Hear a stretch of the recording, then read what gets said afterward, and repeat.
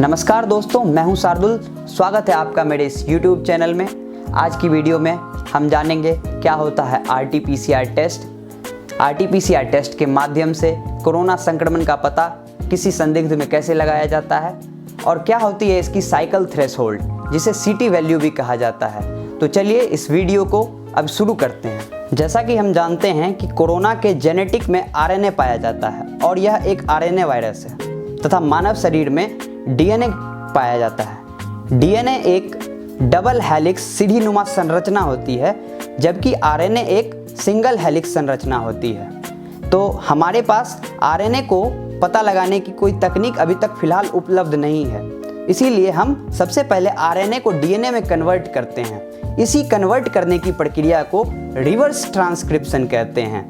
और जब यह नया DNA तैयार होता है तो सबसे पहले हम इसको cDNA का नाम देते हैं। उसके बाद आगे की प्रक्रिया PCR तकनीक, पॉलीमरेज चेन रिएक्शन के द्वारा शुरू करते हैं। जैसा कि हम जानते हैं, जब भी कोई कोरोना का संदिग्ध RT-PCR टेस्ट करवाने जाता है तो डॉक्टर सबसे पहले उसके नाक से नेसोफेरेंजियल स्वैब को निकालता है।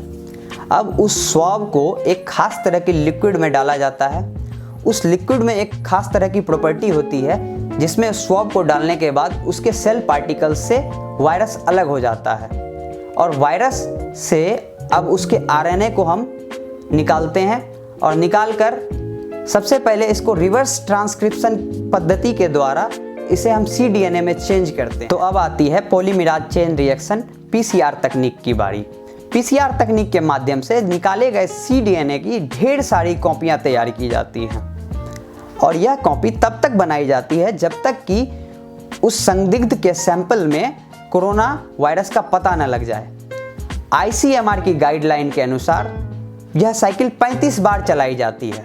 अगर 35 बार चलाई गई साइकिल के बीच में कोरोना वायरस डिटेक्ट हो जाता है तो यह मान लिया जाता है कि व्यक्ति कोरोना पॉजिटिव है। तो यही थी RT-PCR तकनीक, जिसके माध्यम से हम कोरोना संक्रमण का पता लगाते हैं। चलिए अब समझ लेते हैं कि जब भी हम RT-PCR टेस्ट करवाते हैं तो एक CT वैल्यू दी जाती है, जिसे हम साइकिल थ्रेशोल्ड भी कहते हैं। उसका क्या अर्थ होता है, उसके क्या मतलब होते हैं, आसान शब्दों में समझें तो साइकिल थ्रेशोल्ड यह बताता है कि किसी व्यक्ति में कोरोना वायरस का वायरल लोड कितना है। वायरल लोड से मतलब है कि उस व्यक्ति या उस संदिग्ध में कोरोना वायरस की मात्रा कितनी है।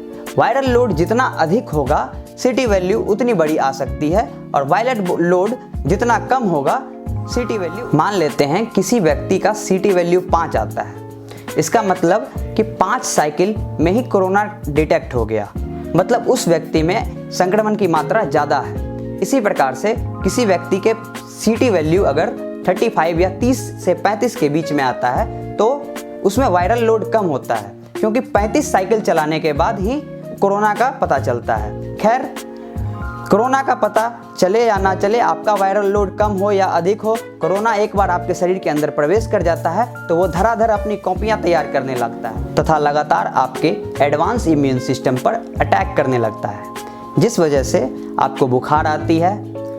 आपका इम्यून सिस्टम जितना तगड़ा होगा आप उतनी आसानी से वायरस से लड़ सकेंगे। और अब तो वायरस के साथ साथ फंगस भी आ गया है, कभी कभी काला, कभी कभी सफ़ेद, कभी कभी पीला। रंग बदलने की कंपटीशन में इसने तो देश के बड़े बड़े नेताओं को भी पीछे छोड़ दिया है। खैर, आपको यह जानकारी कैसी लगी कमेंट बॉक्स में लिखना मत भूलें और सब्सक्राइब कीजिए मेरे चैनल को इस तरह के एजुकेशनल वीडियोस को देखने के लिए, और लाइक करना ना भूलें मेरे चैनल को, जिससे अच्छी अच्छी जानकारी आप तक पहुंच सके और मेरा ये मोटिवेशन लगातार बना रहे। जय हिंद, जय भारत।